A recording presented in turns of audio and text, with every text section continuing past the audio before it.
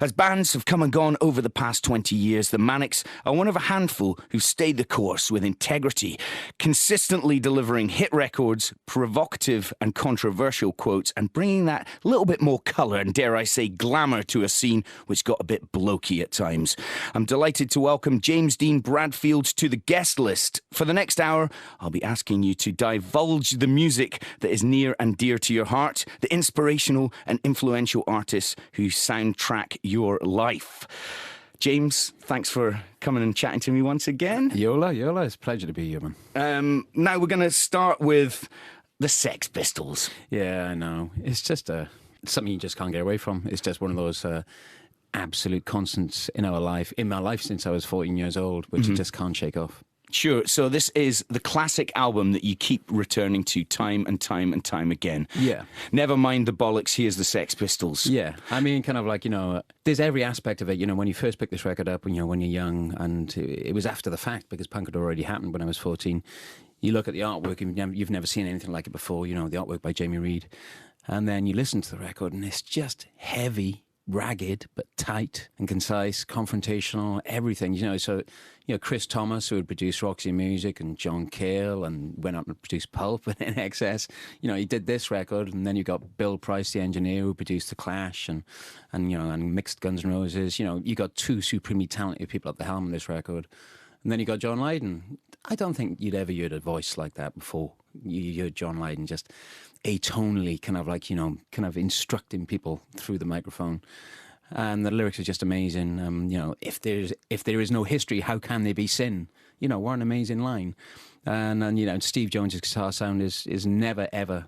You can't copy his guitar sound. It's just something about it which is original. And, and Paul Cook and Glenn Matlock, writing the tunes. It's just perfection from top to bottom. And it's just uncompromising in every way. It's just... It's depressing, to be honest, because you can't top it. It is an absolute classic from start to finish. Let's hear a track from it. Sex Pistols on BBC Radio Scotland, God Save the Queen.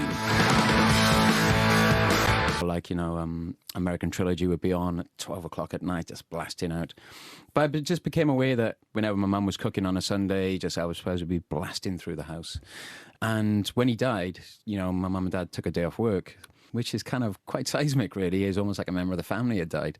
And the curtains were closed, as a sign of respect when somebody dies. And I woke up in the morning, I didn't know what had happened. And then I said, "No, Mum, who's died?" And she went, "Elvis has died." I suppose that made me aware of how acutely music can affect people. How it can become part of their lives, kind of thing. Mm-hmm. So my mum used to just sing along to Elvis all the time, and that probably kind of started me off a wee bit, I think. Okay, so Elvis was an artist that soundtracked their lives as well. I mean, this is their teenage pop music, their introduction to, rock and roll. Yeah, it was, but I think it's beyond that. I think it actually touched them. I think it kind of really kind of lifted my mum's spirits, especially. It really connected with her, really moved her whole body to where she kind of almost speaking in tongues when she was singing along to it, Mm-hmm. It's just kind of quite magical to watch it, What other music was in the house when you were growing up? There was lots of Stones, there was lots of Sonny and Cher, lots of country music as well. My dad was a big country music fan. Roy Orbison was a big one as well. Things that were really based around songs, I suppose. Sure. Some people would say that a lot of that music, whether it be Roy Orbison or country music or Elvis Presley, is kind of emotionally incontinent, that it's trying to mainline straight to the heart, but actually just sounded honest. I mean, there's a real history in Wales of musicality and singing. Everyone seems to love, especially of rugby and football teams. Crowds love to sing. Was yours a musical household, apart from playing records? Did your mum and dad play at all? My mum sang lots, but the only other musical kind of... what you might call a bit of lineage in the family is my dad's father, my granddad, played organ and played the squeeze box kind of thing. But apart from that, it literally was kind of a lot of it. I sang in choir in school. I love choir. Sang old Welsh songs like Achlanamore and things like that. And it was drilled into you to learn the national anthem at school. Whenever you went to the rugby, there was lots of singing, and it was just seemed like part of our society, I suppose. Mm-hmm. Well, a great track to choose as an introduction from your parents. Let's have some Elvis Presley and The Wonder of You.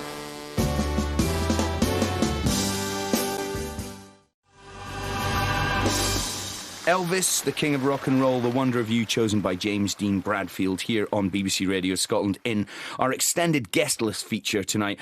Well, we've discussed guitar sounds because of Sex Pistols and Steve Jones, but I'm going to ask you for your favourite guitarist and possibly even your favourite riff. This is probably the hardest question because you've got to leave so many greats off. You're leaving Steve Jones off for a start, Mick Jones from The Clash, Billy Squier, Slash, Richie Blackmore, Jimmy Page, you know, so many guitarists, but I've got to go for Stuart Adamson, from especially the Skids era. I mean, I love Big Country, but, you know, the Skids were just absolutely, just an amazing band, you know, Richie Johnson, Russell Webb, Stuart Adamson. I can't remember the other member. You've got me now. You've got me on. I'm missing one member. And I saw them reformed without Stuart Adamson, obviously, at Tea in the Park a couple of years ago, and they were fantastic as well. I mean, kind of songs like Of One Skin, especially a riff I absolutely love. Obviously, Into the Valley, working for the Yankee Dollar. Charles is just beautifully played song, but he always had this crunchy edge to his guitar sound. And apparently, I heard that kind of he went and tracked down Bill Nelson's guitar. Because he loved Bill Nelson's guitar sound, and that was one of his main guitars. It definitely felt as if Stuart Adamson was my main guitar teacher without ever meeting him when I was young, because, you know, Scared to Dance, the Skids album, you know, I learned every riff off that record, or as best as I could at that point, you know. And it was a gracefulness to his playing, it was searing, it was kind of punk, but it was slightly more ambitious than just the rudimentary aspects of punk as well. I don't know, Stuart Adamson's guitar and just wanted to fly. It was just something about it was just absolutely special, and I was gutted when he passed away. You know, absolutely gutted, I must say. You've been on record before saying that the Skids were a big influence, and Nicky's also said the same. Was there a sort of connection, knowing that they were ambitious for a start, but also from a kind of mining community and working class background, and but they weren't scared to sort of flaunt their intellect as well? Do you know what? I think I became more aware about that, more aware of Stuart Adamson's background when he formed Big Country, because as the singer, he was talking more about it then. And that was around about when I was turning 15, 16 anyway. I was just aware, kind of, especially around the Big Country time, where he was bringing a bit of working class folklore into his lyrics, especially with lyrics like Chance.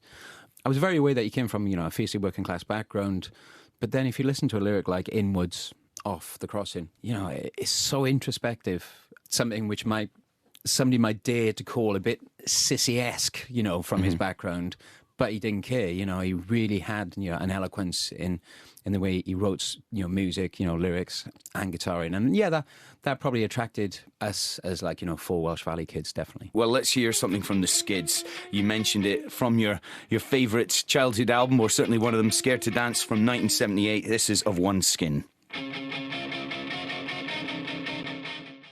The Skids, Of One Skin, for James Dean Bradfield, who is choosing the music in the guest list tonight. And you're just saying during that there's a great live version that you actually kind of prefer in a way. Yeah, no, there's a version of One Skin from Hammersmith Palais or Hammersmith Odeon, I can't remember, but you can hear this fuzz, this crackling and fizzing in the background, and it just sounds, of course, as most live versions of songs, are just a bit faster, so if they go right, they're even better, kind of thing. And it's just, somebody did a cover of The Saints Are Coming, didn't they? U2 and Green Day recently. It didn't quite, it just proves that kind of how hard it is to cover a Skids song. There was something about that band that was kind of like really simple and you know, and paid back, but kind of like, you know, but original. Big Country are out and about again with Mike Peters from The Alarm singing. How do you feel about that? How do you feel about bands reforming and some of the key original members? Just look at it, you know, I haven't seen, you know, Mikey Peters with Big Country, but I knew somebody who went and they really enjoyed it, so I got no problem with that. Why should you have a problem with it if somebody does a good job, you know? And, you know, Mike Peters came kind of from the same milieu, as they say. I imagine he has empathy with the material, so it sounds like a good choice. I mean, I was watching Ricky Warwick fronting reform Thin Lizzy the other day, and I thought he did an amazing job. You know, I thought he did. So I suppose it always comes down to the fact that you try to imagine if somebody replaced you as a singer in your own band, how would you feel about it? But these are different circumstances because, you know, the original singers have passed away, and it's kind of, I think you've got to remind yourself that for those bands, they have lost the chance to play the music that they had, which was a massive part of their lives. And it's hard to deny those people a chance to go out and do that again, I think. Yeah, and bringing the music alive to a whole new audience as well. Yeah. Okay, moving on. The best new band you've discovered this year, James. You're going to go for Kurt Vile. I just love this record. It's not necessarily a new band out of the box because, Kurt Vile's released a couple of albums before this one. But this album, Smoke Rings for My Halo, I think is an absolutely just brilliant album. I mean, I know people like Thurston Moore have almost talked about him as if he's the second coming kind of thing, like, that he's the new Jesus of stoner rock or something. But you listen to the record and you do get the impression that there is a bit of a stoned prophecy to what he says. I know that sounds a bit pretentious, but it just sounds like he knows what he's doing, and he just sounds like he's comfortable in his own skin. And my favourite song off the record is a song called Puppet to the Man, which it just sounds like something straight out of the 70s but updated. I think the true test is if you find a new artist you haven't heard before and you love the record, and then you go back and buy their other records, you're really hooked. And that's the way I feel about this record. Okay, well, let's hear him then. This is Kurt Vile and Puppet to the Man. Kurt Vile on BBC Radio Scotland. James, I wouldn't have thought that you'd be listening to music like that. I know you've got wide and varied taste, but you and the Manics, you never sort of strike me as kind of the sort of people that would be into more stoner rock and kind of... I don't know. I mean, there's an element of to his music which reminds you of, some stuff I listened to when I was young. There's like a mixture of, Buffalo Tom mixed with a bit of Sonic Youth in there for me, and, obviously I was around when those records were coming out, and it sounds like a mashup of those two things together to me. I mean, we were just proper record buying freaks when we were young. One week I'd be buying a Jasmine Minks and a Big Flame single. Richey would be buying Fire Dances by Killing Joke. Sean would be buying like a Bogshed record. God knows what Nick was buying. He was buying more records than any of us put together, So we were a proper record club of our own when we were young. We used to buy so many things.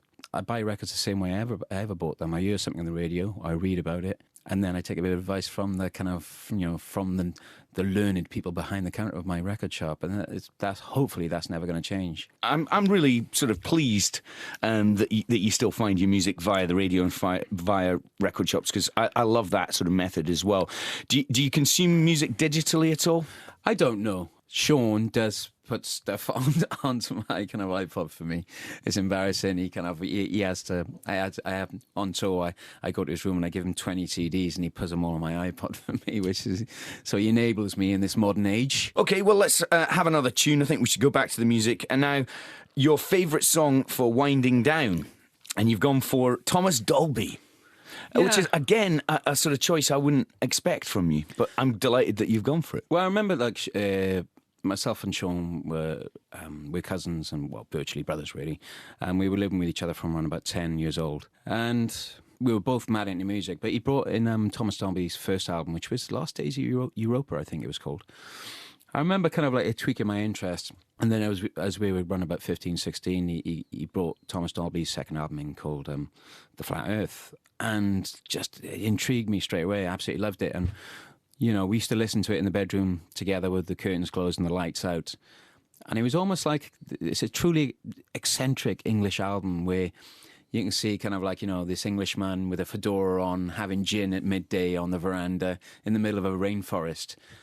It's just something intriguing about this record, There's songs in it, there's songs in it like Hyperactive, which reminds you of a lot of music that's happening now. I mean, I can hear a lot of echoes in kind of Thomas Dolby stuff in Hot Chip. Mm-hmm. They might just violently disagree with that.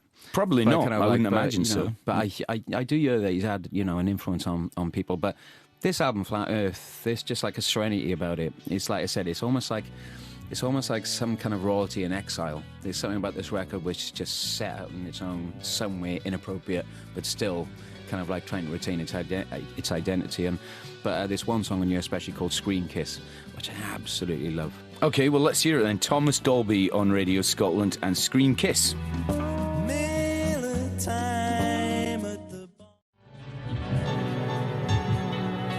It's Vic Galloway on BBC Radio Scotland with James Dean Bradfield from the Manic Street Preachers in our extended guest list feature. He is choosing the records that have soundtracked his life, the things that are near and dear to his heart, and that was Thomas Dolby. Talking about your own stuff as well, the National Treasures box set is about to come out. That must be quite an amazing feeling to look at that. It's kind of scary. It is like going through... It's like when you move house and you're forced to go through all the old pictures, you know, of your life. So you see that really bad haircut you had when you were 7, 15, 18, 20, 25, really bad trousers you wore, that terrible jumper you wore that your auntie knitted for you. Not all bad, but you listen to it and it does take you back.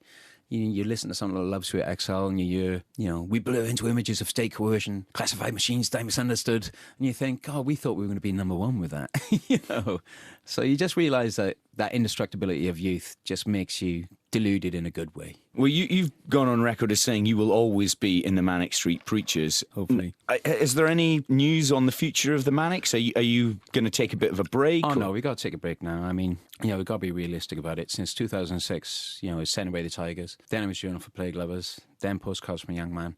Now this, we got to take a break to actually try and understand what we're going to be in the future. Because I think the one thing that's really dawned upon us is that the age of guitar bands having, hit singles is gone. You look at the top 40, it's like the indie wars never happened. And that is depressing because, I've discovered so many of my favourite bands by hearing singles, but it just seems like that age is gone. I'm not being a doom. I'm not trying to, dooming anybody out, but that is a reality.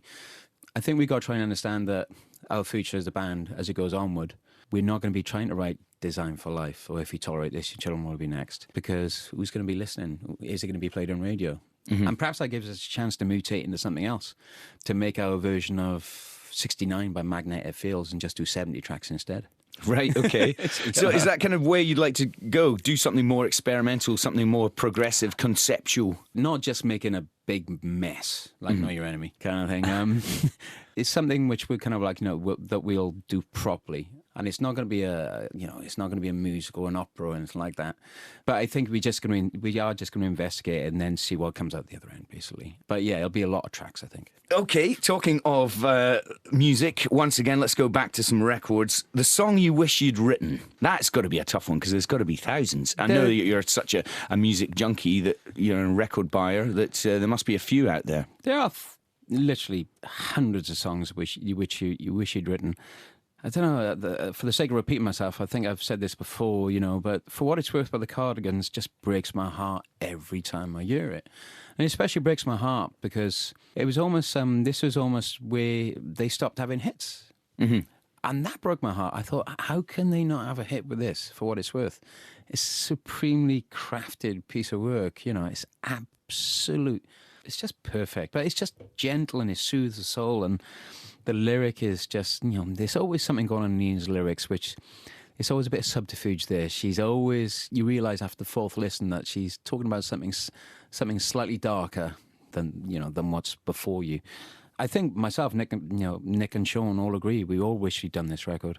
Mm-hmm. It was one of the reasons, Long Gone Before Daylight, which this song was off, was the reason that we just decided that we wanted Need for Your Love Alone Is Not Enough, because we'd always been massive fans, but they changed on this record. Mm-hmm. Number one, it breaks my heart they didn't have a worldwide hit with this, and number two, it breaks my heart when I hear it because I just wish I'd written it. So it's lyrics, music, the whole package, the production, the playing, everything about it. Everything. Yeah, it's a stunning record. Okay, let's hear it. The Cardigans, For What It's Worth.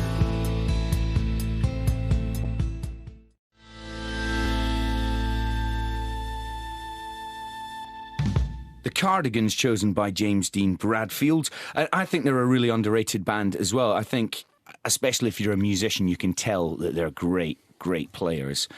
They know exactly what they're doing in the studio as well. And I think they're written off as a bit of a bubblegum band because they had a couple of, fairly sort of up-tempo, flowery pop song hits. Yeah. And people paint them in a corner. But are they a band that you'd listen to quite a lot then? Oh, yeah, no, completely. And A-Camp, Nina's, side project as well. We were massive fans of the Cardigans, right from the start. I think, we asked Nina if she would sing a Cardigan song with us when she came on and did Your Love Alone Is Not Enough, and she was just like, oh, no, I'm not doing Cardigan songs with you. Which I was there's much respect to her for that kind of thing. Yeah, and how did you get on? I mean, was she surprised that you liked the Cardigans so much? I don't think she was, no, because I think we'd played on lots of the same bills as them in festivals down the years and stuff. And, you know, myself and Nick, especially, were always on the side of the stage watching. Mm-hmm. So I think, you know, she would be like, oh, yeah, they're so strange Welsh guys that always watch from the side of the stage when we were playing festivals. Right. You know. Let's move on to some more music. Now, we've played the Skids and you've said how important they were in your life. And I do know that you're a fan of music in general, but of Scottish music and Scottish bands you grew up with. Lots of Scottish stuff which you really rate, including the Skids and Big Country. I'm going to put you on the spot here. Your favourite Scottish band? That's easy. I mean, kind of Simple Minds from the period of their second album, which was Real Cacophony. Then it was Empires and Dance, and then Sons of Fascinations, which had the kind of free album with it, Sister Feelings Call. Mm-hmm. I think that's one of the best periods of any British bands. It was weird. We did a festival with Simple Minds a couple of months back, and I started talking to Charlie Birchall and stuff, and I think he got scared because I was just like, oh God, you know, the version of Hunter and Hunter in the back of, like, you know, Waterfront 12-inch from Hammersmith Odeon is amazing, and kind of like, and, you know, and, oh, Saint, you know, you were in Saints and Sinners, and kind of Johnny and the Self-Abusers, and their first thing was Saints and Sinners, and I knew that Mel Gaynor had been in the Wild is the Wind video for David Bowie and stuff like that, and suddenly I looked up and he had this scared look on his face. He was like, oh my God, he knows everything about us. He knows more about us than we do, right? But kind of, he did say, he said, and, you know, it makes sense. He said after the first album, Life in a Day, he said that they realised that they weren't that kind of they weren't that punk band. You know, they didn't want to write songs in a conventional sense. They wanted to write songs around riffs, and you know, I suppose they were influenced by, you know, Noy and Faust and Cluster and all that kind of stuff and Kraftwerk. And he just said, you know, myself and Jim just said, you know, no, we're not that band, we're this band. And Real Cacophony is a revolt face. And suddenly you hear that they are a European band. You know, it's a travelogue of, you know, European images and ideas and newsreel and, you know, kind of things happening in Europe, like Baader-Meinhof and stuff like that. You know, it really is like almost like a rolling news flash of Europe in the 80s. And it's just truly brave and inventive and just original, and especially Empires and Dance. I think Empires and Dance is just a stunning album, you know. They just had the groove. Yeah, that lineup of, you know, Simple Minds, like I said, from Real Cacophony, Empires and Dance, Sons of Fascinations, is just, I think, my favourite period of any British band, let alone Scottish. Wow, that's amazing. Now, you see, Simple Minds are seen not just in Scotland, but I think worldwide as these kind of stadium rockers in the same vein as U2. Yeah, they had a different life before that, didn't they? Yeah, you know? Well, this is it. And I think people are now starting to rediscover that music and realise how inventive it was, because it was definitely in awe of Kraftwerk and the whole krautrock scene and sort of, as you say, European non-traditional composers. Yeah, well, you listen to songs like I Celebrate, it's just a spine of a song. Do-doom, doom, doom, do-doom. You know, it's just amazing. It's kind of like, and then you have stuff like League of Nations off like Sister Feelings Call. You know, some of these riffs, they shouldn't have had any right to build a song around it, but they were so inventive that they did. You know, Derek Forbes, you know, Mick McNeil, you know, just two of the best musicians Britain's ever produced, and Charlie Birchall.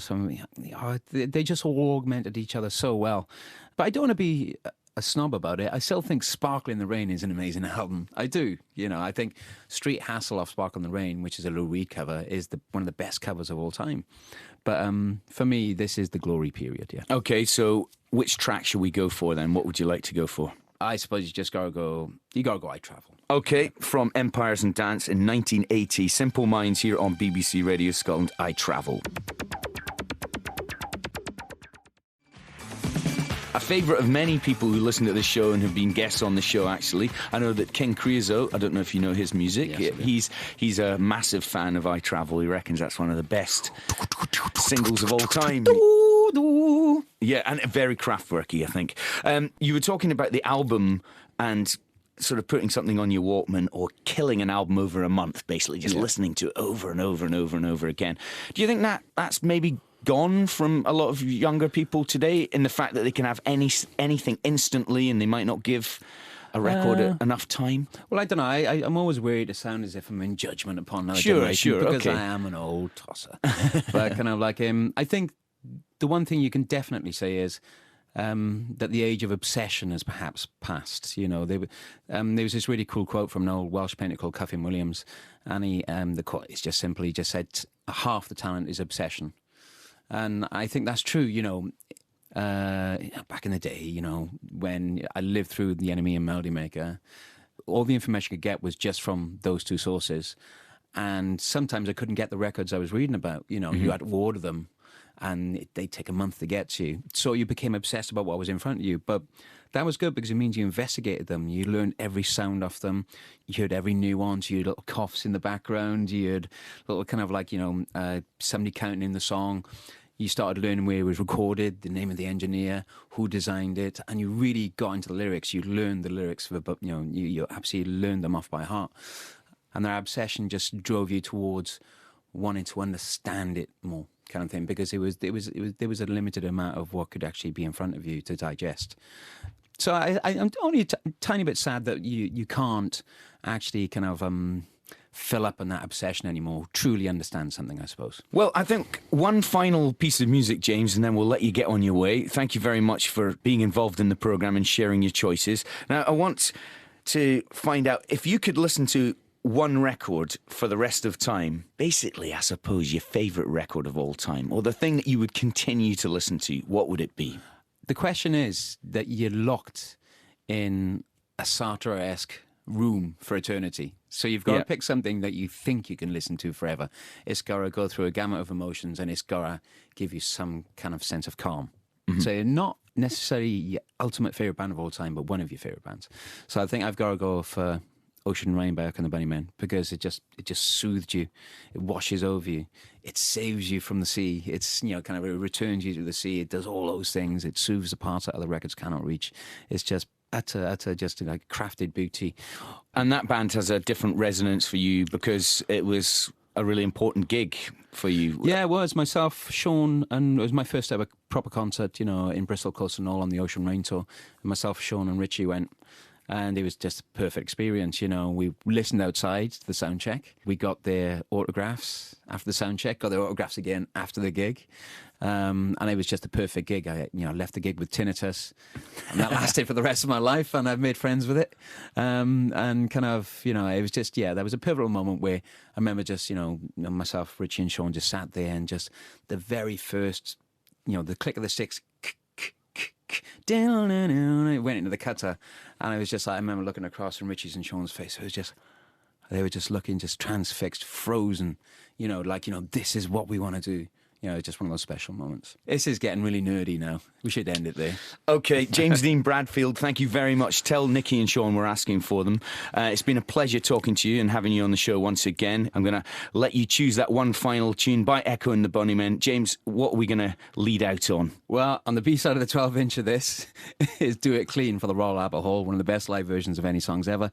But on the A-side is Killing Moon, and we'll go for that. Brilliant. Killing Moon, Echo and the Bunnymen, finishing off our extended guest list. Thanks again, James. Pleasure.